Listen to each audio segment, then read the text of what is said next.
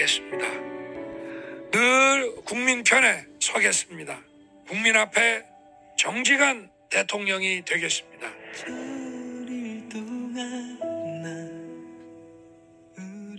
자유민주주의를 위협하는 어떠한 세력과 이념도 멀리하고 국민의 상식에 기반하여 국정을 운영하겠습니다.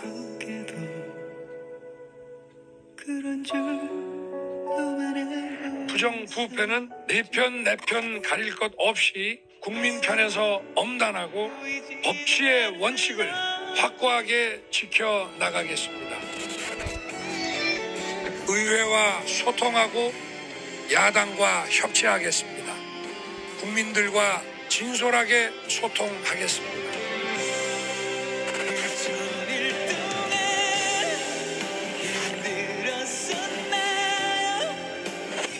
윤석열 정부가 국민의 신뢰에 보답하지 못한다면 준엄한 목소리로 꾸짖어 주십시오. 초심을 잃지 않고 국민만 보고 가겠습니다.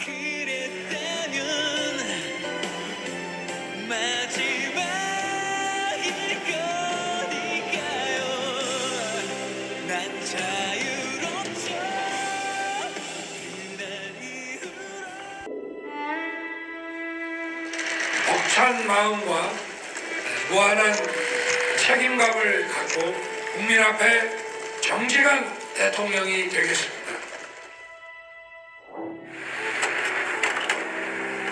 윤석열 천일의 기록, 당선부터 계엄령 선포까지 윤 대통령의 망가진 시간을 점검합니다. 작은 흔들림, 불안감의 시작은 대통령 집무실 용산 이전이었습니다. 국방부 청사에 대통령실이 마련된다면 어떤 청사진을 국민 여러분들께 보여드릴 수 있을지. 청와대를 국민께 돌려드리겠다고 약속했습니다. 청와대 이전을 했을 때 처음에는 광화문으로 옮기려고 했었거든요. 근데 불가능하다라고 이제 결론이 났고 이후에 그러면은 다시 청와대로 가는 건가라고 생각을 했었어요. 근데 그때 3월에 좀 전격적으로 용산으로 옮기겠다라고 발표를 하게 된 거예요. 근데 사실상 2달밖에 시간이 없거든요. 그러니까 그 2달 안에 모든 청와대의 기능을 다 용산으로 옮겼어야 됐기 때문에 지금 생각해보면 되게 졸속으로 이뤄질 수밖에 없었던 상황이었었어요. 그래서 재원은 어떻게 마련할 건지 이런 부분 궁금합니다. 지금 1조니 5천억이니 하는 이런 얘기들이 막 나오는데 그건 좀 근거가 없고요. 496억의 예비비를 신청할 계획입니다. 급작스러웠고 이유는 추상적이었습니다. 비용은 늘어났습니다. 잡음이 일기 시작했습니다. 정확히 어떻게 하겠다라고 계획을 세운 게 아니라 이제 무작정 시작부터 해버리니까 여러 가지 이제 문제들이 생겼고 그러면서 이제 예산이 되게 기하급수적으로 늘어나게 된 거예요. 이제 취임 내내 뭔가 발목을 잡힌 게 아닌가. 너무 빨랐어요. 대통령실 이전과 관련된 게 국가 중요 정책 결정 과정이잖아요. 그런데 이제 3월 14일 날 대통령 3월 10일 날 새벽에 당선 확정이 되고 4일 만에 이제 김용현 그때 당시는 이제 청와대 이전 TF 부팀장 그런 직함을 갖고 일방적으로 통보를 했죠. 그래서 이제 3월 15일 날 우리가 이제 급하게 회의를 하게 된 거고 3월 말까지는 어렵다. 국방부를 비우는 거는. 수상한 소문이 흘러나오기 시작합니다. 무속이란 단어가 입에 오르내렸습니다. 그 과정에서 이제 공무원들이 이제 자기 마음을 토로했던 거예요. 천공이 다녀갔다. 육군 서울사무소, 육군본부 서울사무소. 천공이 긴 수염에 하얀 옷을 입고 다니는데 총장 공간을 무슨 이유인지 거기를 다녀갔고 이거 어떻게 대응해야 되냐 이런 뉘앙스였죠. 무속 논란, 윤 대통령을 따라다닌 오랜 의혹이었습니다. 한번 물어보겠습니다. 지난번 토론이 끝나고 저에게 정법은 미신이 아니다. 미신이라고 말하면 명예훼손이 될 수 있으니까 정법 유튜브를 한번 보라. 제가 정법 유튜브를 봤어요. 몇 개를 봤는데 내 손바닥이 빨간 이유가 손바닥에서 에너지가 나가기 때문이고 이걸로 암 걸린 환자가 피를 토하고 암을 낳았다. 그다음에 김일성 산부자가 통일을 이뤄내고 영웅 중에 영웅 집안이 탄생해서 노벨상을 받게 될 거다.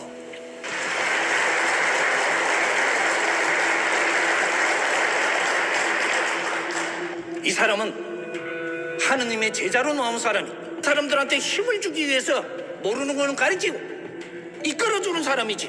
누구든지 앞으로 대통령 하고 싶은 사람은 이 사람 찾아와. 이런 황당한 사람이 이런 헛소리를 하면 그러면 명예훼손으로 고발해야 되는 거 아닙니까? 그걸 재미로도 볼 수 있는 거지. 그게 제 아니 직접 의사결정. 만나셨으니까 하는 아니 말이죠. 만날 수도 있는 거 아닙니까? 아니 왜 이런 사람이 만나가지고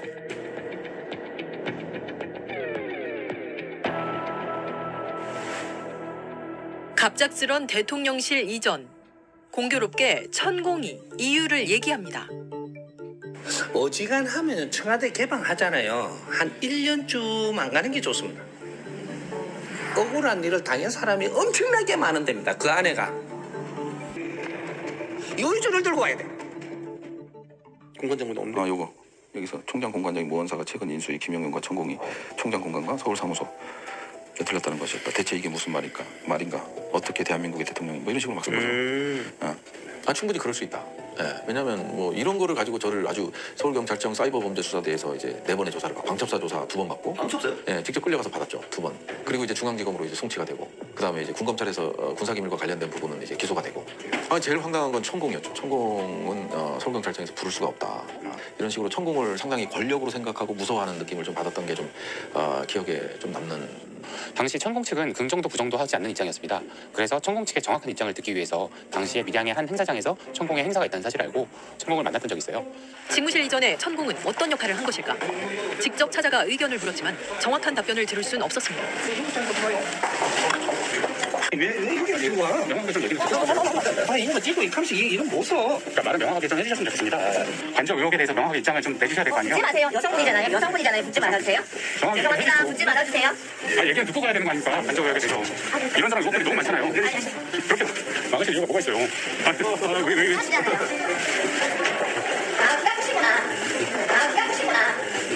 천공 측은 이상했던 거는 그 전에 선행됐던 보도 중에 하나는 천공이 대통령실 관저 개입을 하지 않았다는 보도가 나왔던 것이 사실이 아니다라고 저희에게 입장을 정하게 준 거예요. 그렇다면 다시 천공이 대통령실 관저 개입에 개입을 했다는 이야기인지 안 했다는 이야기인지 알쏭달쏭해지는.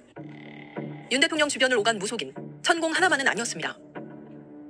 대체로 그 당시 캠프 분위기에서 보면 예를 들어서 누구누구 라인이다, 누구누구를 통해서 들어왔다 이런 건 거의 대충 누구다 하면 거의 아는 분위기로 불문율처럼. 그리고 그 당시 이제 캠프에서 많이 돌았던 얘기는 거의 소위 손바닥에 왕자 있잖아요. 왕자가 뭐 천공 스승이 했다, 누가 했다 뭐 여러 이야기들이 있는 중에 건진법사 측에서 얘기를 했다는 얘기가 많이 돌았습니다. 이거는 뭐 누가 확인한 내용이 아니라 이제 내부에서 그렇게 이제 소문이 도는 거죠. 그 당사 5층에 후보실에 회의실 들어가려면 그 입구에 이제 비서분들이 계시고 했는데 어떤 한 여성분을 보고 멤버들이 저분이 사진 같은 걸 찍는 분인데 건진법사 딸이다라는 얘기를 하는 걸 들은 바가 있습니다. 건진법사라고 불렸던 사람은 대통령실과의 친분을 자랑해서 내가 이런 사람들 많이 안다는 얘기를 하면서 정치 자금을 끌어당겨서 본인이 사익을 취했던. 당선 직후 처음 내놓은 파격 정책은 무속의 그림자가 드리웠습니다. 그리고 김건희란 불안 요소가 더해졌습니다. 내가 점을 보지 누구한테 점을 안 봐. 내가 보면 몰라. 나 좀 잘못 치는 거 같지 않아? 그렇지. 누구한테 점을 봐. 나는 네. 점쟁이를 나는 이제 봐도 내가 그 점쟁이 점을 쳐준다니까. 그냥. 어떤 분이 이 유튜브가 재밌는 것들이 있다. 그래서 어떤 분이랑 부인입니까? 아니 우리 부인에게 얘기해준 분이 있어요. 예. 그래서 이 이야기의 끝은 결국은 대통령의 영부인 김건희 여사가 얼마만큼 국정에 많이 개입됐느냐. 이 여사가 무속과 많이 개입되어 있는 사람이기 때문에 결과적으로는 대통령실의 국정 운영이 무속적으로 운영된 것이 아니냐라는 의혹에 귀결되는 것 같습니다. 소통의 공간을 표방한 대통령실엔 그림자가 짙게 드리워졌습니다. 천공, 건진법사, 이른바 무속 논란입니다. 숨겨야 할 그림자는 용산과 대통령을 둘러싼 괴담이 되어갔습니다. 그럴수록 대통령실은 흔들렸습니다. 그리고 이 그림자의 시작점, 모두가 한 사람을 지목하고 있습니다. 배우자 김건희. 그녀는 대통령의 동반자였을까요? 아니면 대통령을 망가뜨리는 적이었을까요? 잘 보이려 경력을 부풀리고 잘못 적은 것도 있습니다. 그러지 말았으려 했는데 돌이켜보니 너무나도 부끄러운 일이었습니다. 그리고 남편이 대통령이 되는 경우라도 아내의 역할에는 충실하겠습니다. 천일 내내 불안 요소였던 김건희. 이 이름을 둘러싼 불안감은 조금씩 더 커져갔습니다. 그러니까 이것뿐만이 아니고 그 전에도 뭐 많은 국민들이 아시다시피 여러 가지 이력들을 허위로 꾸며냈다는 의혹들이 굉장히 많았는데 제 처에 미흡한 부분에 대해서 국민의 비판을 겸허하게 받아들이고 사과를 올렸습니다마는 또 민주당 주장이 사실과 다른 그런 가짜도 많지 않습니까? 다만 이제 당시의 거짓말과 허위 이력들이 정당하게 지적받지 못하고 대통령실도 정당한 수준으로 사과하지 않고 계속 덮어오다 보니까 김건희란 불안 요소를 세상에 드러낸 7시간 녹취록. 사실 권력이라는 게 무섭거든. 이게 원흉이야 다 지금. 모든 내 소문에. 7시간 녹취록은 저한테는 진짜 아픔이죠. 지금도 막 7시간 하면 이것만 보도만 잘 나갔으면 윤석열이 됐을까? 진짜 그렇게 연달 좋아해? 날 보고 나도 그렇게 말해봐. 왜 이름 나올 줄 알아? 근데 연자가 들어가서 TV랑 한번 얘기해봐. 연자 들어가는 거 없어요? 연자요? 있죠. 그 연자가 빨리 여자들이 많은데 난 나쁜 거를 얘기해. 난 남자는 여자 말하는 거야. 아, 난 내가 한번 남자예요. 거기서 나오는 말투나 얼굴 찍어서 손톱 찍어서 보내봐. 그 다음날 저하고 오랫동안 통화하면서 제 사주를 봐주지 않습니까? 그런 내용도 있고. 나는 그렇게 신받은 사람은 아니지만 나는 그런 게 난 통찰력이 있어요. 근데 그 사람이 정말 들어가자마자 영빈관을 옮겨야 된다 하더라고. 옮길 거야. 내가 정권 잡은 거기는 완전히 무사하지 못할 거야 아마. 내가 정권을 잡는다고 표현한 김 여사. 또 다른 논란에 휘말립니다. 왜 가세요? 오, 그래. 아이고, 선물도 보내주시고 그래서. 아이고, 그냥 뭐 다음부터는 뭐 못해도 예. 이른바 명품백 논란입니다. 재미교포 최재영 목사가 명품백을 선물했습니다. 카메라를 숨겨 몰래 촬영했습니다. 함정 취재입니다. 하지만 김 여사의 민낯이 드러나 버렸습니다. 많은 논란이 되고 있는 이른바 이 파우치. 네네. 외국 회사 그 뭐 조그마한 백이죠. 대통령이나 대통령 부인이 어느 누구한테도 이렇게 탁절하게 대하기는 참 어렵습니다. 정말 아쉬운 점이 있습니다. 아무리 독재자라도 요런 애는 어떻게 못한다는 걸 이번에 그 사람 실감했겠죠. 윤석열 같은 경우. 디올백 전까지만 해도 걔도 지지율이 나쁘진 않았던 걸로 저는 기억하는데 디올백 이후에 이제 지지율이 많이 떨어졌잖아요. 처음은 실수일 수도 있고 부주의할 수도 있는데 그게 뭐 노출이 되고 비판을 받으면은 그걸 안 해야 되는데 자꾸 했단 말이죠. 흔히들 이런 이야기를 많이 하는데 문제 자체보다 문제 대응하는 것들이 문제다. 뭐 불안 요소는 점점 커져갔습니다. 여름 수해 현장에서 숨진 젊은 군인. 정치와 상관없어 보이는 이 사고에 김건희란 이름이 등장합니다. 최상병의 그 비극에 대해서 직접적으로 대통령이나 여사가 책임이 있는 건 아니지 않습니까? 근데 그걸 이제 정치적으로 처리하고 뭔가 막고 인사 조치를 하는 과정에서 일이 점점 커졌던 거죠. 그 거의 동일합니다. 그런 포맷이. 실종자 수색에 나선 해병대원마저 급류에 휩쓸린 겁니다. 아니 어떻게 실종됐다고 쳐요. 그 많은 상병들이 군인들이 있었는데 그거 하나 복구했나요? 복구해서 그거를 많이 복구했나요? 애공 맞으니 애공 혼자 있어요. 혼자 어떻게 살아? 어떻게 살아? 어떻게 사냐고요? 어딨어?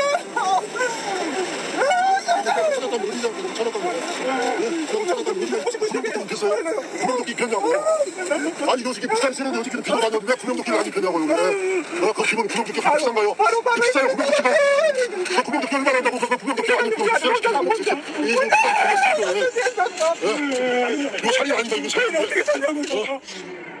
책임자에 대한 처벌의 목소리가 높아지던 그때 예정됐던 수사 결과 브리핑이 갑자기 취소됐습니다. 대통령의 경로 때문이란 말이 돌았습니다. 이후 수사단장이던 박정훈 대령에겐 항명 혐의가 씌워졌고 최상병이 소속돼 있던 1사단장 임성근은 면죄부를 받았습니다. 도대체 왜 대통령은 일개 사단장을 보호하려고 이런 무리를 하는 걸까? 한 사람의 경로로 인해서 이 모든 것이 꼬이고 모든 것이 엉망진창이 되고 지금 현재 수많은 사람이 범죄자가 되었습니다. 그런데 엉뚱하게 최상병 사고와 김건희가 연루된 도이치모터스 주가 조작 사건이 겹치기 시작합니다. 주가 조작 컨트롤 타워 이종호가 등장한 겁니다. 제보자는 김규현 변호사였습니다. 원래 저는 이런 어떻게 보면 공익 사건인데 여기에까지 제가 이렇게 열심히 할 생각이 원래 없었거든요. 근데 솔직히 제가 이종호를 만나지 않았더라면 이 정도로까지 과연 관여를 내가 했을까? 임성근 전 해병대 1사단장은 최상병 특검법 청문회에서 이런 질문을 받았습니다. 민간인 이모 씨와 골프 친 적 없느냐? 여기서 등장한 이 씨는 도이치모터스 주가 조작 사태의 공범으로 김건희 여사의 계좌를 관리했던 인물입니다. 여기서 언급된 민간인 이 씨는 미등록 투자사인 블랙펄 인베스트의 전 대표로 도이치모터스 2차 주가 조작 사건의 컨트롤 타워로 지목된 인물입니다. 특히 당시 법원은 이 씨가 김건희 여사와 가족의 계좌를 직접 관리하며 시세 조종에 깊이 관여했다고 판단한 바 있습니다. 그때 그 사단장이 우리가 골프 치려고 했던 그 사단장 맞습니까? 이런 식으로 물어봤더니 그 사람들이 맞다라고 하면서 이 사단장에 대해서 우리가 지금 구해야 된다. 그리고 이종호 씨는 심지어 내가 VIP한테 얘기를 하겠다고 했다. 그러고 보니까 그저 일전에 그저 해병대 가기로 한 거 있었잖아요. 아, 그 사단장 난리 났대요. 임성근이? 네. 그러니까 말이야. 아니 그래서 그 임 사단장이 저 사표를 낸다 그래가지고 전화 왔더라고. 그래가지고 내가 절대 사표 내지 마라. 내가 VIP한테 얘기를 하겠다. 예. 원래 그거 별 3개 달아주려고 했던 거잖아. 아니 근데 원래 이게 지금 떠오르는 게 위에서 그럼 지켜주려고 했다는 건가요, VIP? 그렇지. 그런데 이 언론이 이득을 하네. 와, 이거 대통령실이 이런 임성근의 로비를 받아가지고 이렇게 움직인 거면 대형 사건이잖아요. 다른 소리를 하는 사람이 한두 명이라도 있었다면 이런 일 벌어지지 않았겠죠. 박 대령이 이렇게 고초를 겪지 않았을 것이고 최상병도 진즉에 진상이 밝혀져가지고 편안하게 눈을 감았을 거라고 생각합니다. 그때 그거 하지 못했기 때문에 윤석열은 이래도 되나보다 저래도 되나보다 하면서 계속 경로를 했을 것이고 자기를 반대하는 사람들 탓을 하면서 계속 극단으로만 계속 치달았던 것 같거든요. 배우자 김건희, 윤석열의 천의를 지배하는 길고도 끈질긴 논란입니다. 후보 시절부터 수없는 의혹들이 이어져 왔습니다. JTBC 예측조사 결과 민주당이 22대 국회에서도 제1당 과반 의석을 확보할 것으로 예측됐습니다. 민주당은 지금 박수를 치고 있고 국민의힘은 다소 무거운 분위기입니다. 국민의힘은 지난 21대 총 103석을 가져갔는데 그때와 비슷하게 가져갈 것으로 예측됐습니다. 현재 지역구 의석 254석 가운데 더불어민주당이 161석, 국민의힘이 90석, 새로운미래가 1석을 얻었습니다. 실제 국민의힘은 이렇게까지 질 줄은 몰랐다며 당혹감을 감추지 못하고 있는데요. 개헌, 탄핵 저지선인 100석은 간신히 넘겼지만 범야권이 180석 이상을 확보한 만큼 완전한 참패란 분석입니다. 이 4월 총선이 국민의힘도 그렇고 윤 정부한테도 되게 중요한 선거였었거든요. 왜냐하면 그동안 이제 거야 정국이었기 때문에 그러니까 윤 정부 출범 이후에 모든 국정 과제들이 좀 줄줄이 힘들었었어요. 뭐 절반까지는 아니더라도 뭐 130에서 140석까지도 그런 목표를 잡고 이제 총선을 치르게 됐는데 총선 직후에 윤석열 대통령 긍정률, 국민의힘 지지도 이제 크게 하락을 했죠. 그 과정에서 갖는 충격이 컸을 거고요. 20%대로 가라앉아서 대통령 긍정률이 쭉 가게 됩니다. 이러다 보니까 총선 때문에 이게 모든 게 완전히 붕괴됐구나라는 느낌을 받지 않을 수 없을 거라고는 생각을 합니다. 그 결과를 받아들이지 못하고 그 결과에 대한 분노, 부정하려는 심리 이런 것들이 결국은 잘못된 길로 대통령의 마음을 이끌어간 게 아닐까 이런 생각이 드네요. 다수의 힘으로 입법 폭고를 일삼고 오로지 방탄에만 혈안되어 있는 거대 야당의 의회 독재에 맞서 대한민국의 자유민주주의와 헌정 질서를 지키려 했던 것입니다. 그런데 여기 뭐 백서에 보시면 이 선거 실패 왜 했느냐에 보면 이종석 황상무 이슈가 8.90점이에요. 10점 만점에. 대파 논란 8.75.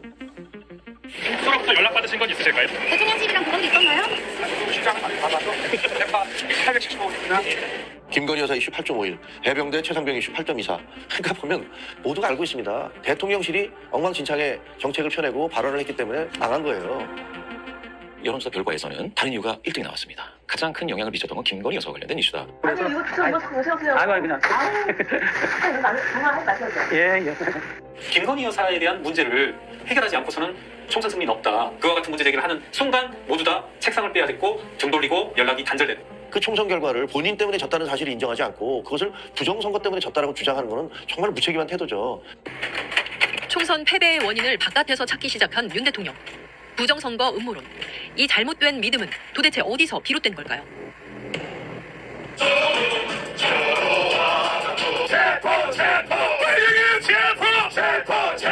부정선거 사유! 저 JTBC에서 나왔는데요. 사실이요.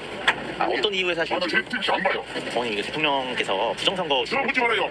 아무것도 묻지 말아요. 인터뷰하지 마세요. 네. 당신의 마음속에 뭐가 진실인지 알죠. 저는 정말 진정한 내란이 부정선거라고 생각하거든요. 그래서 너무 똥개하고 상당히 인격적이고 민주적이고 진짜 선진적인 경험이었잖아요. 수많은 부정선거 의혹과 그다음에 증거를 제시했는데도 전부 기각되는 것은 사법부가 성관위를 경하고 있기 때문에 그렇게 생긴 거다. 그리고 감사도 안 된다, 뭐도 안 된다, 헌법 위에 있으니 이것을 할 수 있는 것은 계엄이라는 그런 대통령이 할 수 있는 수단을 동원할 수도 있었다. 민주주의의 핵심인 선거를 관리하는 전산 시스템이 이렇게 엉터리인데 어떻게 국민들이 선거 결과를 신뢰할 수 있겠습니까? 그리고 4월 10일 총선을 할 때는요, 대통령이 임명한 사무총장이었어요. 대통령의 대학교 그 동문이셨잖아요. 논리적으로 이해가 안 되고 가사 그게 사실이었다면 그러면 검찰에 수사를 지시하셨어야죠. 부정선거에 대한 만약 그런 게 있다라면 증거를 수집할 수 있는 방법은 저보고 지금 말하라고 해도 10가지, 20가지 할 수 있을 것 같아요. 감사원이라든가 국회의원을 통해서 자료를 요청한다라든가. 이번에 2024년 12월 3일 날 이제 비상계엄이 선포되고 그 다음날 새벽에 와서 이렇게 뉴스를 보다 보니까 중앙선관위도 난입했다는 걸 보고 외장하드를 검색하다 보니까 부정선거 관련 관리대책이라는 문건을 제가 찾게 됐습니다. 2021년 12월 29일 작성된 문서고요. 이 문서 내용을 보고 제가 소름이 돋았습니다. 그 소위 유튜버들이 얘기하는 4.15 부정선거라는 말, 2020년 4월 15일 그 선거에 대해서 부정을 이분들이 강력히 이제 주장을 하는 거고요. 부정선거가 있었다고 주장하는 보수 유튜버들. 윤 대통령이 오랜 시간 이 음모론에 귀 기울였다는 정황은 자꾸 드러나고 있습니다. 미래 부정선거는 컴퓨터 알고리즘과 해킹이다. 그래서 그 부정선거 주장하는 극우 유튜버들이 매일같이 하는 얘기가 고스란히 있습니다. 여기에 주요 내용에 보면 부정선거 검증 과정은 서버하고 별표가 두 개 쳐 있습니다. 서버를 확보해야 된다는 필요성, 그리고 로그인 기록을 확보해야 된다. 지금도 이 음모론은 매일 확대 재생산되고 있습니다. 선관위가 지금 서버 교체를 하겠다고 하는 보도가 지금 나왔어요. 이게 증거인멸에 해당된다고 저는 생각하는데 기존 서버는 법원에 검찰에 제출해라. 선관위 자료 반출 안 해도 포렌식 장비로 서버 복제 가능하다는 겁니다. 아, 반가운데 박수부터 치고. 대선 캠프 때부터 윤 대통령은 부정선거라는 허상에 진지하게 대비했습니다. 제가 부정선거 관련 회의가 몇 번이나 있었나 하고 제 수기 메모를 다 일일이 찾아다 보니까 제가 세본 걸로만 2022년 1월 이후 걸로만 봤을 때 무려 9번이나 부정선거에 대한 전략회의가 있습니다. 후보 당시에도 이 정도였는데 그 뒤에 계속 지금 유튜브를 많이 보고 극우 유튜버들과 교감을 한다고 어떤 유튜버는 대통령과 통화했다고 직접 방송에서 자랑도 했다는 거잖아요. 이 시점에도 또다시 김건희란 이름이 등장합니다. 김건희 여사가 윤석열 후보 시절 내지는 정치 참여 선언을 하기 이전부터 이런 음모론 유튜버들, 극우 진영 유튜버들을 관리하고 금일봉을 줘왔다라는 얘기들이 사실 공공연하게 있었습니다. 유튜브를 많이 본다는 건 뭐 이미 널리 알려진 얘기고 그게 사실인 것 같아요. 그 정규 방송 프로그램이나 신문 이런 거 보지 말고 유튜브를 봐라라고 대통령이 얘기했다는 얘기가 떠돌고 있으니까 제대로 된 참모라면 대통령님 유튜브 보지 마십시오라고 해야 되잖아요. 근데 어떻게 대처했냐면 유튜브에 오히려 나갔어요, 대통령 참모들이. 강성규 시민사회 수석이 이제 보수 유튜버에 출연을 해서 인터뷰했던 것도 되게 좀 논란이 됐었고, 초반에 취임식에 극우 유튜버가 이제 초청이 됐다거나. 저는 못 받았어요. 유튜버의 뭐 가족이 대통령실에서 이제 근무를 하는 사실이 좀 나중에 밝혀지면서 좀 초반에 되게 논란이 됐었잖아요. 우연히 뭐 극우 유튜버 한 분이 대통령실 내부 상황을 말씀하는데 저는 정말 깜짝 놀랐거든요. 무슨 실에 누가 뭐에 누구를 했고 누가 갖다 꽂았고 누가 어떻게 근무했고 하는데 상당히 앞뒤 정황을 뚜렷이 얘기하더라고요. 그럼 야, 이게 도대체 이 극우 유튜버들이 대통령실과 맺는 관계라는 것이 어떤가. 보수 유튜버가 만든 인해 장막, 음모론 세계관에 갇힌 윤 대통령. 한 원로는 답답하고 안타깝다고 했습니다. 사실은 그 윤석열 대통령 돌아가신 아버지께서 마지막으로 저한테 요구한 것이 있어요. 우리 아들이 뭐 모르고 자라서 좀 고집이 세고 자기 주장에 너무 집착하는 성질이 있으니까 혹시 문제가 있으면 꼭 좀 충고를 해주라고 그렇게 신신당부 가졌는데.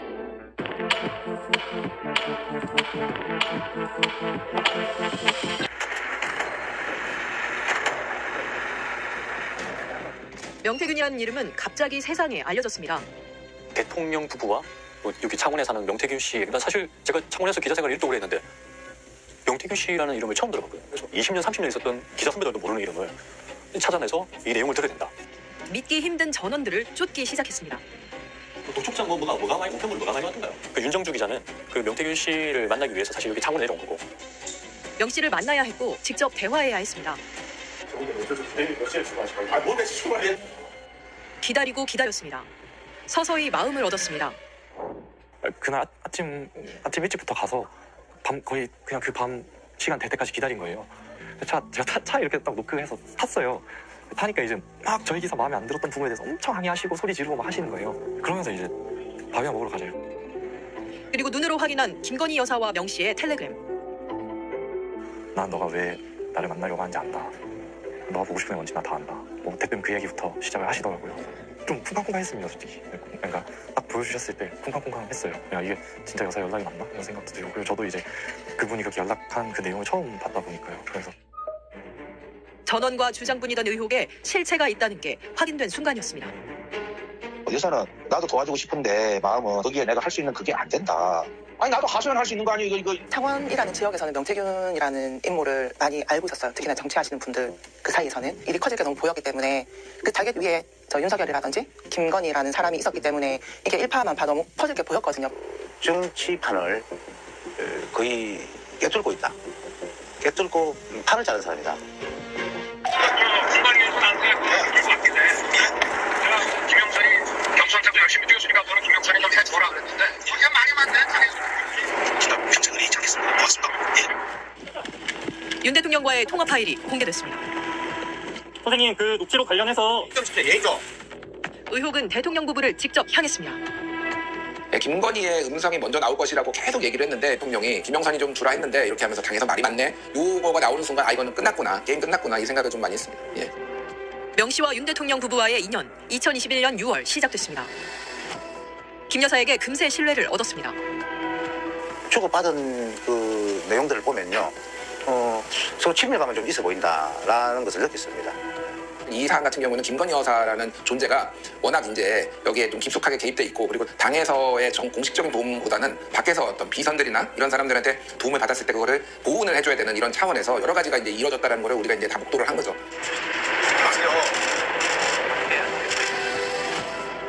명 씨와 김 여사 첫 만남부터 뭔가 통했다고 했습니다. 김건희 여사, 그러니까 김건희 씨를 만났을 때 첫 대면이 영적인 대화, 뭐 공덕으로 조상의 공덕으로 태어난 자손이다라고 나한테 얘기를 하더라. 그러면서 이제 약간 영적으로 통하는 관계라는 거를 얘기를 많이 했었어요. 윤석열이 장님부사인데 윤석열이를 내가 처음 만났으면 윤석열이 나를 못 알아봤고 김건희를 내를 만났기 때문에 김건희 때문에 윤석열이라고 그랬는데.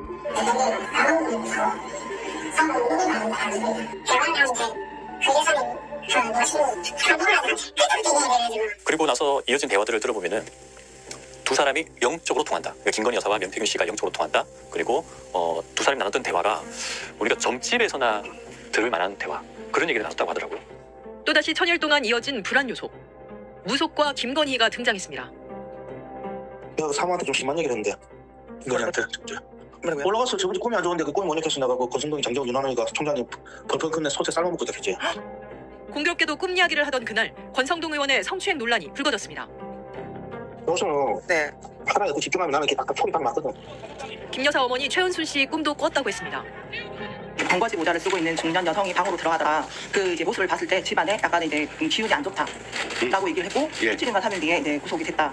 아크로비스타 자택을 드나들게 되고 대선 일정도 따라다녔습니다. 윤 후보에게 자신이 수행한 여론조사도 보고한 걸로 보입니다. 윤 대통령 당선 뒤 이 여론조사 비용을 받아오겠다고 했습니다. 계산서를 만들어라 했던 게 3억 7천 정도 되는 계산서를 만들었었어요. 그게 공표조사 포함, 자태조사, 면밀조사 다 포함된 금액이고 또 명태균 씨도 받아오겠다. 여사가 준다 했기 때문에 받아오겠다 해서 제가 그 내역서를 만들어서 줬을 때 정말 몇십억 받아올까? 이렇게 얘기하시길래 정말 속으로 제발 3억이라도 받아온다. 정말 10이라도 받자. 이런 식의 생각했었는데 돈은 하나도 안 받아왔어요. 안 받아왔고 엉뚱하게 돈이 아니라 공천을 받아왔다고 말하기 시작했습니다. 김영선 공천 받아왔다 해버리고 돈은 안 받아오고 여론조사 비용은 안 받아버리고 그러니까 왜 회사 돈을 넣어가지고 여론조사 돌린 거를 갖다가 이 사람 공천을 받아오냐고. 하지만 우여곡절이 있었습니다.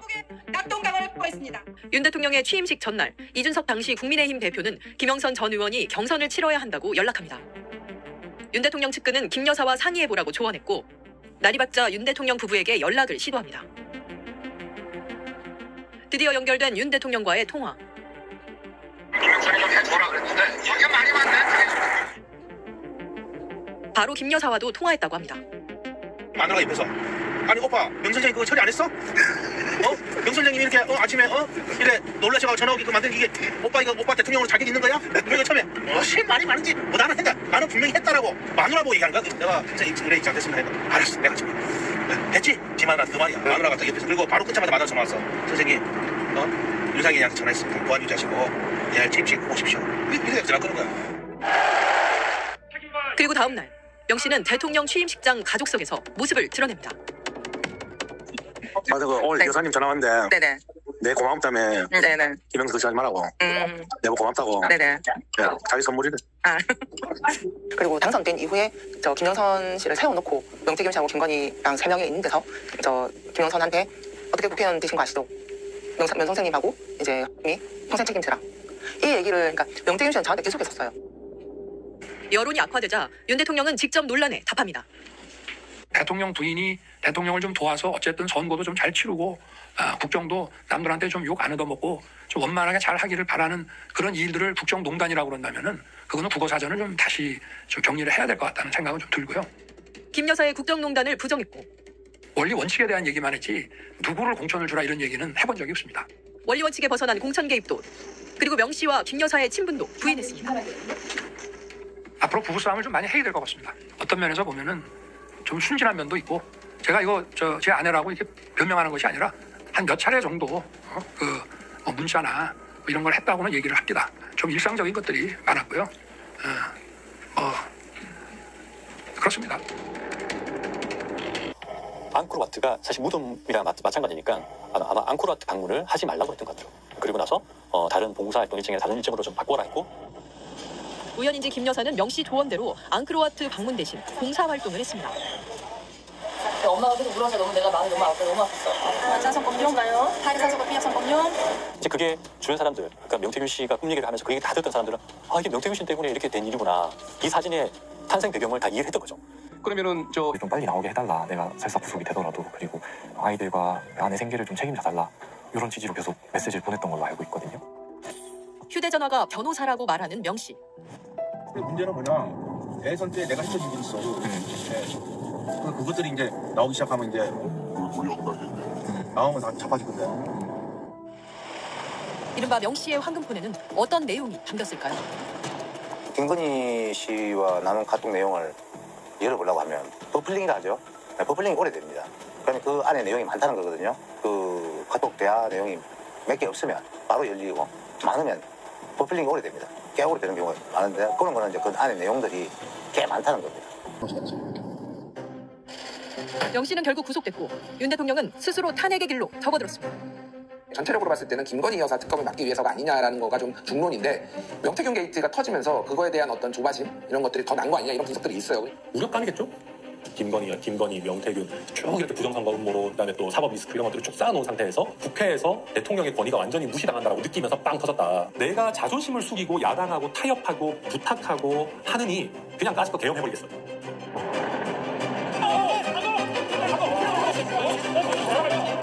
명태균 씨가 기소되고 특검을 요청한 그날 계엄령은 선포됐습니다.